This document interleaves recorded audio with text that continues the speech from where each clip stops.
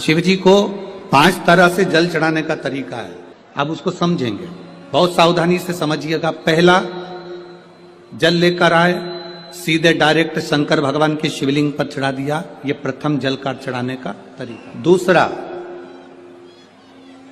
जहां से पानी बहकर जाता है, जहां से जल बहकर जा रहा है, उसके ठीक विपरीत जल उत्तर में जा रहा है, आप दक्षिण में खड़े होंगे और दक्षिण में खड़े होकर उत्तर की ओर मुख करेंगे और शिव जी को जल समर्पित करेंगे। ये रोग मुक्ति करने वाला है और हमारे रोग पर हमें विजय प्रदान करने वाला है। ये जल चढ़ाने, एक सीधे मंदिर में गए, लोटा भरकर जल उठाया, शिव जी को चढ़ा दिया। दूसरा जल, जहां से पानी बहता है, शिव जी का चढ़ा हुआ जल जहां से बहकर जाता है, उसके ठीक विपरीत में शिव जी का जल इधर जा रहा है तो तुम यहां खड़े हो, तुम यहां बैठो, यहां मत बैठना, यहां मत बैठना, इधर बैठो। अगर रोग का निवारण है तो यहां बैठकर। तीसरा, अशोक सुंदरी से जल चढ़ाते चढ़ाते शिवलिंग तक लेकर जाना और शंकर भगवान के शिवलिंग पर पूर्ण जल समर्पित करना। यह तीसरा तरीका, यह कार्य की सिद्धता के लिए। हम जब किसी से आस ना लगाकर परमात्मा से विनती करते हैं तो वो विनती करने का तरीका तीसरा। चौथा, शिव जी पे चढ़ा हुआ जल 5 जगह पर समर्पित करना, गणेश जी, कार्तिकेय, अशोक सुंदरी, शिवलिंग और जलाधारी, ये चौथा क्रम है। और 5वां जल समर्पित करना, पांचवें नंबर, शिव जी को 5वें नंबर का जो जल आता है, जो जलाधारी है, ऊपर जिसमें पानी भरा रहता है और नीचे एक एक बूंद टपकता रहता है, जलाधारी में जल समर्पित कर कर उसी जल को बचाकर अशोक सुंदरी वाली जगह पर थोड़ा सा चढ़ाकर उसी में से जल शिवलिंग पर जब हम समर्पित करते हैं तो हम जिस कार्य के लिए जा रहे हैं वो कार्य सफल हो। धतूरे का जो पुष्प है उसको 2 जगह पर समर्पित किया जाता है। अशोक सुंदरी के स्थान पर जो खिला हुआ भाग है उसको इस तरह से रखते हैं कि शिवलिंग की ओर उसका खिला भाग जाए और डंडी का भाग इधर गणेश जी, कार्तिकेय जी और 33 कोटि जो देवी देवता हैं उस ओर उसका भाग जाए। एक दूसरा, शिवलिंग पर जब हम धतूरे का पुष्प समर्पित करते हैं तो उस फूल का खिला हुआ जो भाग होता है उसका मुख हमारी ओर होना चाहिए। बहुत अंतर है महाराज।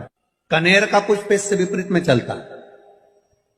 कनेर का जो पुष्प होता है उसकी डंडी का मुख हम अपनी ओर रख लेते हैं और खिला हुआ भाग महादेव की ओर कर देते हैं। जिसका व्यापार ना चले, व्यवसाय ना चल रहा हो, बहुत ज्यादा कष्ट में जीवन निकल रहा हो, अधिक मास, पंचमी, अष्टमी, एकादशी, प्रदोष, शिवरात्रि, अमावस्या, पूर्णिमा, इस दिन ये 7 दिवस आपको बताए थे और कहा गया था कि 5-5 दिए लगाना शाम के समय पर। बन सके उन दिए को लंबी बाती का, कौन सी बाती का, जम के बोलो जरा, लंबी बाती का।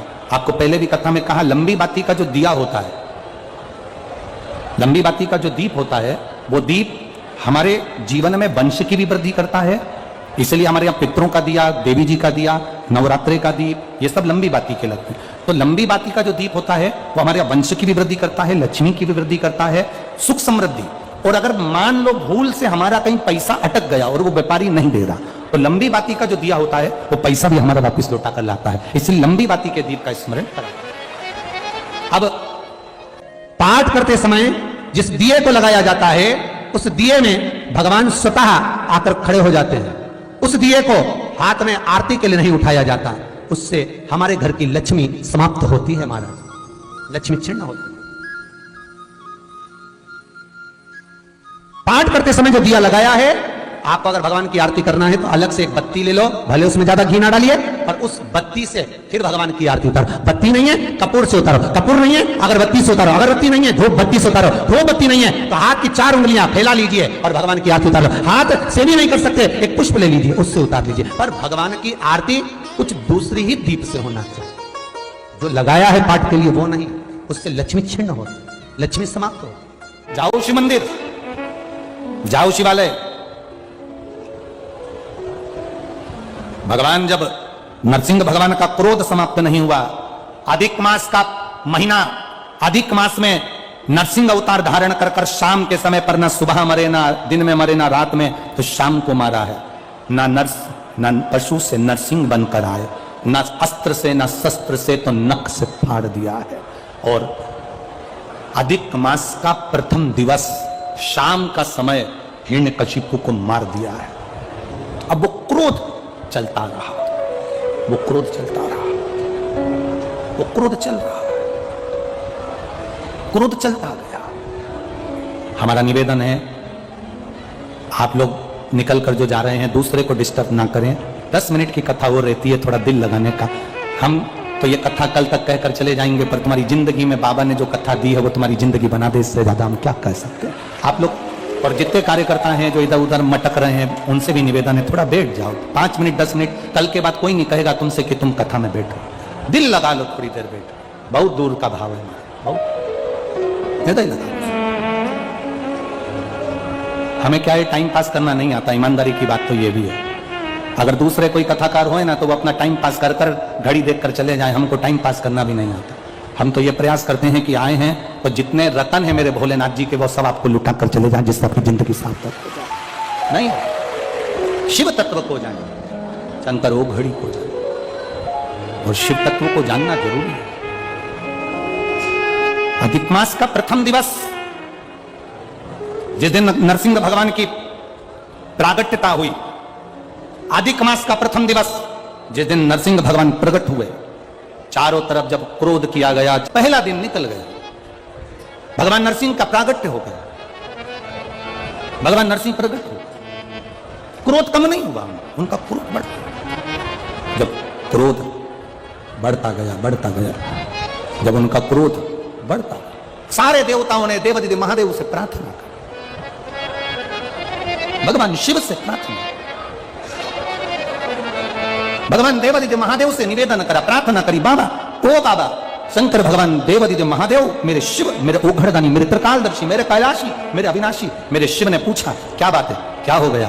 प्रभु बात केवल इतनी सी है, आपसे निवेदन केवल इतना सा, नरसिंह भगवान को क्रोध आ रहा है, और नरसिंह भगवान को क्रोध आ रहा है, नरसिंह जी को जब क्रोध आ रहा है तो आपसे केवल प्रार्थना इतनी सी है कि आप नरसिंह जी के उस क्रोध को समाप्त करें।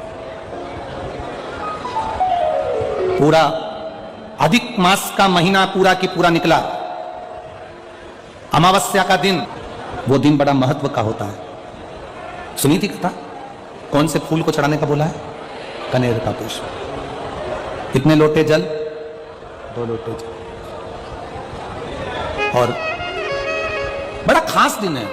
हमारे बीच में आदरणीय महामंडलेश्वर जी पधारे हैं, एक बार जोरदार ताली बजाकर दंडवत प्रणाम। वो दिन आप रूप में एक खास माना गया, वो दिन अपने आप में एक खास दिन माना गया। कारण क्यों खास है उसमें फिर निवेदन करेंगे। अधिक मास तो कार्तिक में भी आ जाएगा, अधिक मास तो आषाढ़ में भी आ जाएगा, अधिक मास तो कुंवार में भी आ जाएगा, अधिक मास तो कोई से भी महीने में तिथि नक्षत्र घड़ी पल के हिसाब से आ जाएगा। अधिक मास का महीना आया है, इसके मिलन का जो बिंदु है, जिस दिन अधिक मास विराम हो रहा होता है, वापिस उसमें जुड़ रहा होता है, उसका एक क्रम है। जब भगवान देवादिदेव महादेव से प्रार्थना करी गई, आप कुछ करिए, शंकर भगवान ने कहा चिंता मत करो, 33 कोटि देवी देवता मेरे शरीर में आकर बैठ जाओ, और मैं एक पक्षी का रूप धारण करता हूं। वो पक्षी बनकर जब मैं उड़ूंगा,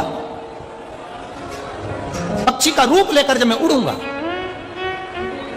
और उड़ते हुए पक्षी का रूप धारण कर कर नरसिंह भगवान को अपने पंजे में पकड़ूंगा, और पकड़कर नरसिंह भगवान को उत्तराखंड की अलकनंदा नदी में ले जाकर डाल दूंगा। भगवान शिव, भगवान शंकर, ओघड़दानी, त्रिकालदर्शी, कैलाशी, अविनाशी, मेरे शिव का एक स्वरूप, मेरे शंकर भगवान का एक स्वरूप शरंब पक्षी का रूप धारण करा, और शिवजी ने उड़ना प्रारंभ करा। 33 कोटि देवताओं का बल लेकर भगवान शंकर जब उड़ना प्रारंभ करे, और उड़ते उड़ते भगवान शंकर ने अपने पंजे में शरंब पक्षी का रूप धारण कर नरसिंह भगवान को पकड़ा, और पकड़कर नरसिंह भगवान को ले जाकर अलकनंदा नदी के अंदर डाला। अलकनंदा नदी में जैसे ही डाला, डालते से ही नरसिंह भगवान का क्रोध समाप्त हो गया। वहीं पर नरसिंह भगवान की समाधि लग गई, नेत्र बंद कर कर साधना में लीन हो गए, तप में लीन। और नरसिंह भगवान की तप साधना, नरसिंह भगवान की समाधि, नरसिंह भगवान की तप साधना वहां लग गई। अखंड तप में नरसिंह भगवान डूब गए। जब अखंड तप में नरसिंह भगवान डूबे, अखंड तप जब नरसिंह भगवान करे, लक्ष्मी जी उनको ढूंढती ढूंढती आ गई। भगवान देवादिदेव महादेव से जाकर प्रार्थना करें, भगवान शिव से जाकर निवेदन करें। बाबा भोलेनाथ जी से कहा मेरे पति नहीं मिल रहे हैं, आप कृपा करिए। शंकर भगवान ने कहा नरसिंह अवतार धारण करा था, क्रोध इतना ज्यादा था, उनके क्रोध को समाप्त करने के लिए अलखनंदा नदी में उनको डाला गया है। वहां से वो तप में लीन हो गए हैं। उस तप में से हम उनकी विनती कर कर उठाते हैं। शिव जी ने नरसिंह जी की स्तुति करी, नरसिंह जी उठे। बाबा भोलेनाथ ने कहा बैकुंठ का निवास करिए। भगवान नरसिंह बैकुंठ में जाकर निवास किया। जब नरसिंह जी बैकुंठ चले गए, जाने लगे तो ऋषियों ने, संतों ने नरसिंह भगवान को रोक कर कहा कि आपका अंश यहां रखिए। नरसिंह शिला के रूप में बाबा देवादिदेव महादेव की कृपा, नरसिंह शिला के रूप में अलखनंदा नदी में आज भी नरसिंह भगवान विराजमान है। कभी आप लोग बद्रीनाथ जाएं तो पुल पर से जब बद्रीनाथ का दर्शन करने के लिए जाते हो, राइट में जो ताप्ती कुंड है जिसमें गर्म पानी होता है, उस कुंड से बिल्कुल नीचे की ओर देखोगे तो एक नरसिंह शिला मिलेगी। ये नरसिंह शिला का बड़ा महत्व है। दो चीजों के लिए नरसिंह शिला बड़ी महत्व रखती है। एक, अगर मान लो किसी को झटके आते हो, मिर्गी का दौरा लगता हो, बार बार बेहोश हो जाता हो, बार बार उसे झटके आ रहे हो, सारी दवाइयां कर ली हो, तो उसको पांडुकेश्वर का जल और उसी के स्वरूप में नपा हुआ एक मौली नाड़ा सिक्के में लपेट कर नरसिंह शिला की ओर डाल दिया जाता है। महाराज उसके बाद उसको झटके आना बंद हो जाते हैं, उसको फिट आना बंद हो जाता है। नरसिंह शिला का इतना महत्व। पांडुकेश्वर का जल उस जीव को हमेशा देना चाहिए जिसको झटके आते हैं, जिसको झटके आ रहे हैं। पांडुकेश्वर बद्रीनाथ जाते हैं तो बीच में पांडुकेश्वर पड़ता है। आप अगर देखेंगे तो बड़ा बोर्ड लगा हुआ है पांडुकेश्वर का। वहां उतरेंगे, जल लेंगे भोलेनाथ जी के शरीर का और वो जल बोतल में भरकर लेकर आएंगे, उसको दिए पांडुकेश्वर। नरसिंह शिला, जिन पति पत्नी में झगड़ा हो गया, वो अदालत में बात चल रही है और वो तलाक नहीं चाहते तो भी तलाक हो रहा है, किसी भी रूप में, कहीं ना कहीं किसी ना किसी रूप में आपस में संबंध बेकार हो रहे हैं, तब नरसिंह शिला का प्रयोग, मौली का प्रयोग, पूर्व में भी हमने कथा में कहा है, वो डला होगा यूट्यूब पर, बुक कर सकते। भगवान शिव का अधिक मास की अमावस्या समापन महीने का लगना, यह भगवान शंकर के शंभेश्वर रूप का प्रागट्य है। बोल शंभेश्वर महादेव की जय।